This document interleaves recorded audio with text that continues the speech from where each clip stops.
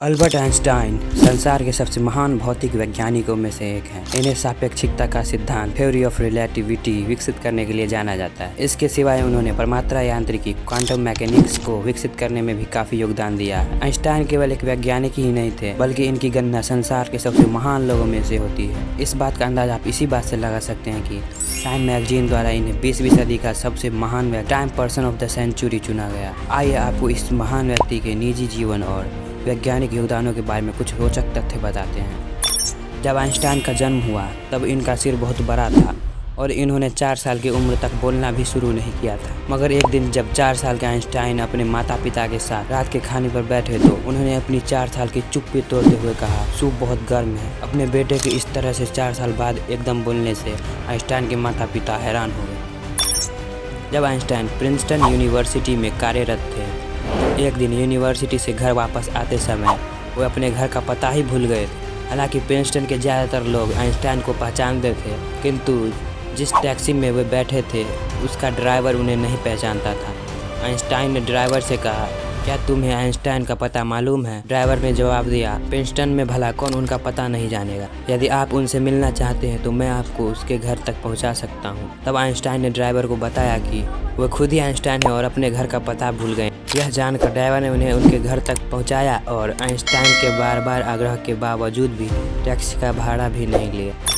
Nazi गतिविधियों के कारण आइंस्टाइन की जर्मनी छोड़कर अमेरिका में शरण लेनी पड़ी। उन्हें बड़े बड़े विश्वविद्यालयों ने अपने यहाँ आचार्य का पद देने के लिए निमंत्रित किया, लेकिन आइंस्टाइन ने प्रिंसटन विश्वविद्यालय को उसके शांत बौद्धिक वातावरण के कारण चुन लिया। पहली बार प्रिंसटन पहुँचने पर वहाँ के प्रशासनिक अधिकारी ने आइंस्टाइन से कहा, आप प्रयोग के लिए आवश्यक उपकरणों की सूची दे दें ताकि आपको कार्य के लिए उन्हें जल्द ही उपलब्ध कराया जा सके। आइंस्टाइन ने सहजता से कहा, अब मुझे केवल एक ब्लैक बोर्ड, कुछ चौक, कागज और पेंसिल दे दीजिए। यह सुनकर अधिकारी हैरान हो गए। इससे पहले कि वो कुछ और कहता, आइंस्टाइन ने कहा, और एक बड़ी टोकरी भी मंगा लीजिए, क्योंकि अपना काम करते समय मैं बहुत सारी गलतियाँ भी करता हूँ और छोटी सी टोकरी बहुत जल्दी रद्दी से भर जाती है। जब लोग आइंस्टाइन से उनकी प्रयोगशाला के बारे में पूछते थे तो वे केवल अपने सर की ओर इशारा करके मुस्कुरा देते थे। एक वैज्ञानिक ने उनसे उनके सबसे प्रिय उपकरण के बारे में पूछा तो आइंस्टाइन ने उसे अपना फाउंटेन पेन दिखाया। उनका दिमाग उनकी प्रयोगशाला थी और फाउंटेन पेन उनका उपकरण। आइंस्टाइन की याददाश्त कुछ ज़्यादा अच्छी नहीं थी। उन्हें डेट्स और फ़ोन नंबर्स याद रखने में प्रॉब्लम होती थी, यहाँ तक कि उन्हें खुद का नंबर याद नहीं रहता।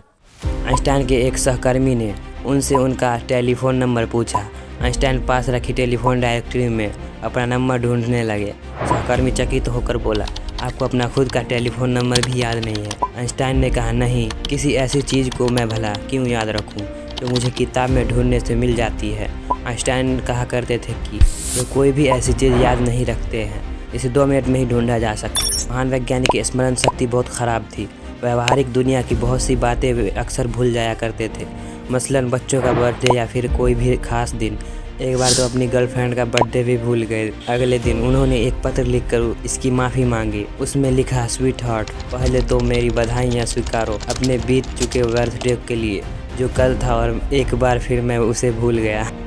आइंस्टाइन का जन्मदिन 14 मार्च को पूरी दुनिया में जीनियस डे के रूप में मनाया जाता है। वो बहुत ही अयोग्य संगीतकार थे। चार्ली चैपलिन की जीवनी में एक जगह आइंस्टाइन के संगीत प्रेम का उल्लेख आता है। वो अपनी किचन में जाकर वायलिन बजाते थे, खाली समय में मोजार्ट का संगीत सुनते थे।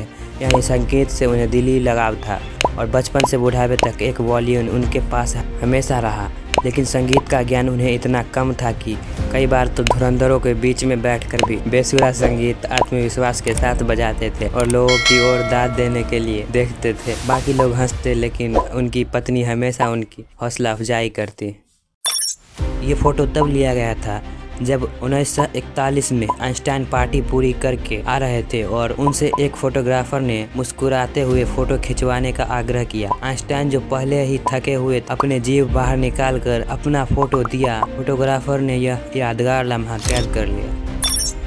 एक दिन अल्बर्ट आइंस्टाइन भाषण देने जा रहे थे तो रास्ते में उनके ड्राइवर ने कहा कि आपका भाषण मैं इतनी बार सुन चुका हूँ कि लोगों के सामने मैं ही आपका भाषण दे सकता हूँ। यह कहकर कि ठीक है, आज तुम ही भाषण देना। आइंस्टाइन ने ड्राइवर की पोशाक पहनकर उसका स्थान ले लिया और अपना स्थान ड्राइवर को दे दिया। भाषण हॉल में ड्राइवर ने सचमुच आइंस्टाइन के जैसे ही धुआंधार भाषण दिया। भाषण देने के बाद जब लोगों ने प्रश्न पूछने शुरू किए और ड्राइवर ने पूरे आत्मविश्वास के साथ जवाब भी सही दिया, किंतु किसी एक ने एक ऐसा कठिन सवाल पूछ लिया कि ड्राइवर को उसका उत्तर नहीं पता था। इस पर ड्राइवर ने कहा, अरे इस प्रश्न का जवाब तो इतना सरल है कि मेरा ड्राइवर बता देगा। ऐसा कहकर उसने ड्राइवर वाली पोशाक पहने आइंस्टाइन को जवाब देने के लिए खड़ा कर दिया।